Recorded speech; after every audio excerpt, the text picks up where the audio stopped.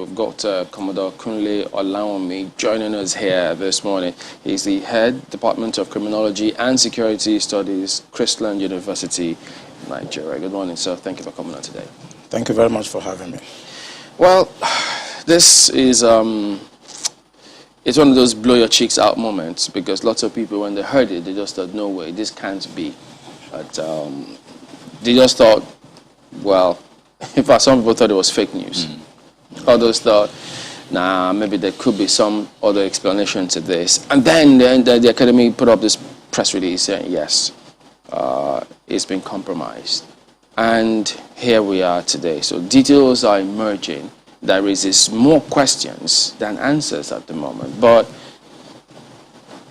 what's your impression of this, for instance?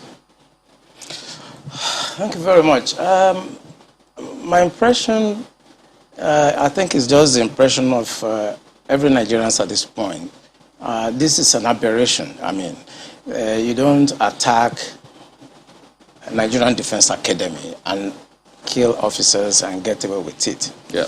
The last time I was in NDA was in 2017. I went to carry out an investigation by the Minister of Defense. I wanted me to check what is going on with the training and the security environment there. I remember I spent about a week at NDA with the commandant and with the staff, you know. But something struck me, and that was every Friday, the gate of NDA is thrown open, and everybody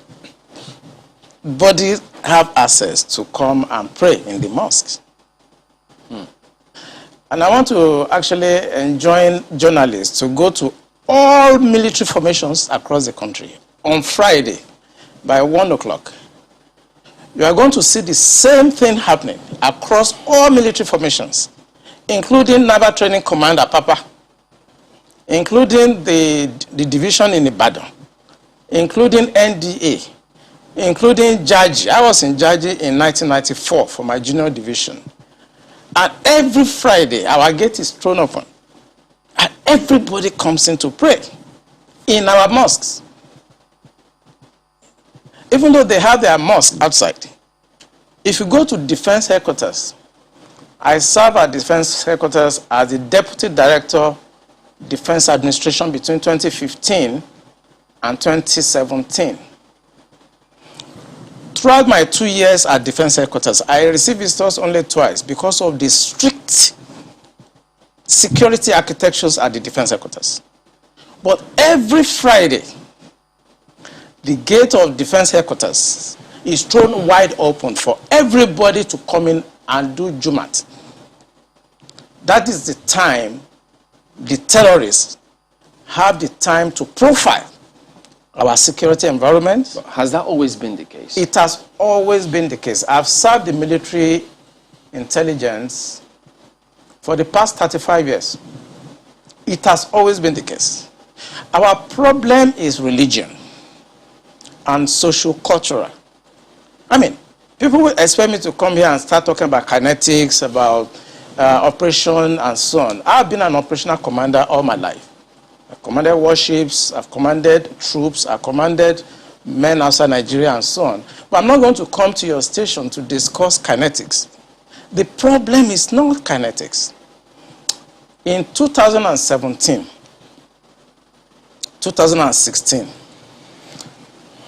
I'm always a member of the Security and Intelligence Brief at the Defense Headquarters. I told them, General Olawunmi then, that the challenge we have in this country cannot be solved the same way we solved the problem of Niger Delta. The Niger Delta problem was solved during Yaradua time, basically by me. And I told them that we can't use that same template for Boko Haram. I told General Olawunmi to look at the center of gravity of the problem. And we all came together. I was made a member of the committee, including Atahiru that just died was a member of that committee in 2016, 2017. And we came to a conclusion after several arguments. The arguments were three. To identify the center of gravity of the problem, one group said it is the fighters, the Boko Haram fighters are the center of gravity, so we should go after them. Another group said the center of gravity of Boko Haram is Abubakar Shekau. So if you go after Abubakar Shekau, then the problem of Boko Haram will be solved. I took exception to the group.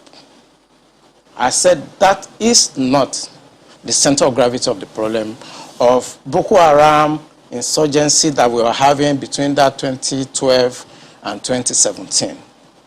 And General Olawunmi asked me, Olawunmi, why are you giving problem? What is the problem? Give us the answer. And I told General Olawunmi that if I tell you the answer, you're not going to be able to solve the problem. He said, what is the problem? I said, the center of gravity of Boko Haram and insurgency in Nigeria are the sponsors of that program. It was beyond us. Because the job we need to do is kinetics. Fight, destroy places, resolve issues. Yeah. But we cannot resolve issue of sponsors of Boko Haram that were in Buhari's government, that we know them. When you say we, who I was in the military intelligence. Okay. And the defense headquarters staff that I work with, they know. And that was why we couldn't pursue that aspect that could have resolved that problem. Because you need to arrest people. And recently, 400 people were gathered as sponsors of Boko Haram. Why is it that Buhari government has refused to try them? So the government knows sponsors of Boko Haram? Of course, it's in the news. In April this year, the government said they have arrested 400 Bureau de Change related people that were sponsoring Boko Haram. They told us. And Abu Dhabi also helped us to arrest few Nigerians. Tried them. We know them. Why can't this government, if not that they are partisan and they are actually part of the charade that is going on, why can't they bring those people out for trial? So the Bureau de Change operators on the one hand, but you particularly said people in government. Are those part of the Bureau de Change, or those people that you say are in government are still there, government is aware, and government is condoning them? The people I mentioned that are in government are not these ones they just arrested. You remember this Boko Haram issue started since 2012. Yeah. And I was in the military intelligence that time. We arrested those people. It is my organization that actually conducts interrogation and interview. And they mention names. I mean, I can't come on the air and start mentioning names of people that are presently in government now that I know. Presently in government. That the boys that we arrested mentioned. Some of them are governors now. Some of them are in the Senate. Some of them are in Aso Rock. Why should a government try to cause this kind of embarrassment and insecurity to the sense of what happened yesterday? And the solution I gave them in 2017, because when I identified the center of gravity for General Olawunmi, and they couldn't pursue it, because some of them were ministers. And what I'm saying now, the Department of State Services are listening to me. They know them. Yeah, Commodore. So the solution I gave them was that if we can't pursue the policy strategic level, because the people that we need to talk to are also going to be difficult to deal with, I said what they should do now is to conduct two things. We should buy blimps. The blimps are not UAVs. They are not drones. Blimps are equipment that can fly up to 10,000 feet, 30,000 feet, static if you want, mobile if you want, and they carry a lot of payload. We saw them in Afghanistan. We saw them in Kenya. This will be something that can give us real-time intelligence, and we can know where these bandits or terrorists, where they emanate from, when they finish operations that they've done, where they go back to. Okay. Well, let's They pick did upon... not buy this equipment up to now. Okay, you said quite a number of things. Let's pick up on some of them and see if we could make some, if you could shed some further light on some of them. Since 2012, I mean, you've been in operation, as you said, ever since that time. You questioned several people. Some people were identified at that time. Did the government at that time try any of them? Or were any of them also in government at the time? No, the government did not try any of them, and the defense headquarters where I worked then did not pursue that line of operation because it's beyond them. The defense headquarters, actually, when you look at the defense structure of Nigeria, they lie within the policy strategic level, but basically they are operational guys. So when you have policy problem, then they cannot go beyond their masters. They can write intelligence reports and say this is what is going on. And we've seen that the present government know what is going on. I'm sorry, is this a policy problem? I mean, the laws are clear. If someone is said to be involved in something as devious as this, the laws are clear. This person is meant to be arrested, questioned. I mean, it's quite clear. So is it a policy problem? We have the laws. So what is stopping the security agencies from actually enforcing the law, since that's what they are? I think what is stopping them is like when you are a member of a church and your pastor have decided to be at a certain level of spiritualism and you're a member of that church, you cannot be higher than your pastor spiritually. You can't, no matter what you do. So this is the same religion you spoke about? Yes. In real life, you see that the defense headquarters cannot conduct any operations that is not sanctioned by the commander-in-chief of the armed forces. Yeah. They cannot. No matter how small, little they cannot. So when the Yar'Adua government decided to put an end to Niger Delta militancy, that was in 2007. What he did was simple. He called all the security chiefs and all the intelligence chiefs and tasked them to come up with a solution.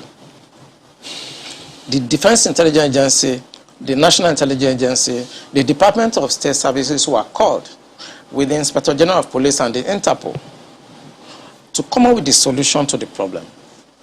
Then the problem was Niger Delta. The president was Yar'Adua.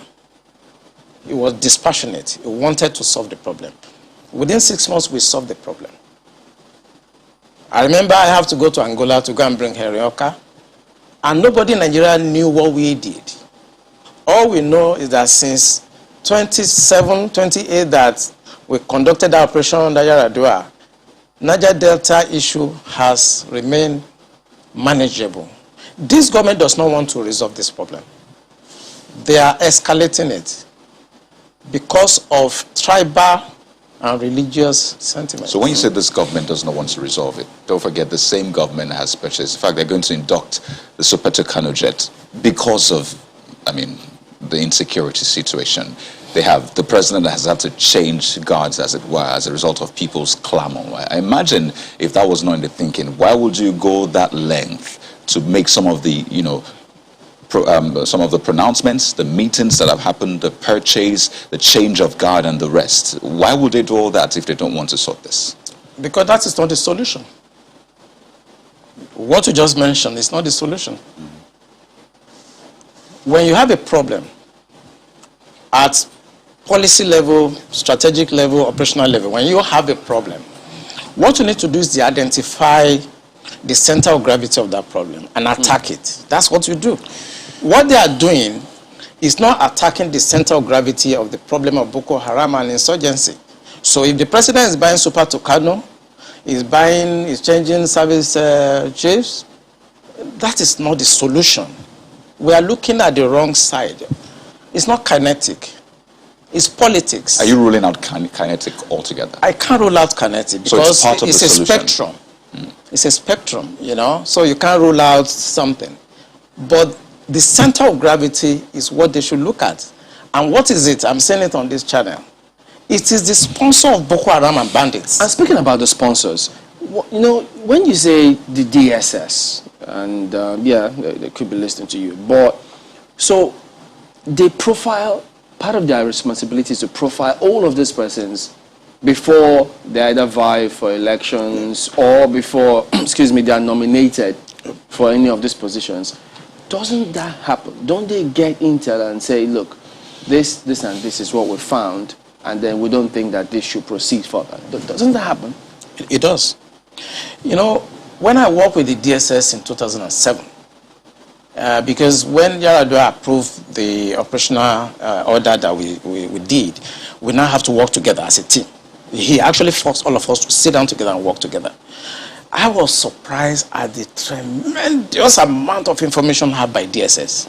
I was shocked. We in DI, I was in Defense Intelligence Agency, and when they were forced to bring out the files, I was shocked. They have so much information at DSS presently as I'm talking about what I'm talking about.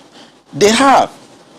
But you see, if a fish is going to get spoiled, it's going to start getting spoiled from the head. The DSS will not do anything except the Commander-in-Chief's body language shows that this is the direction I want to go. That is where the problem is. The DSS has tremendous information.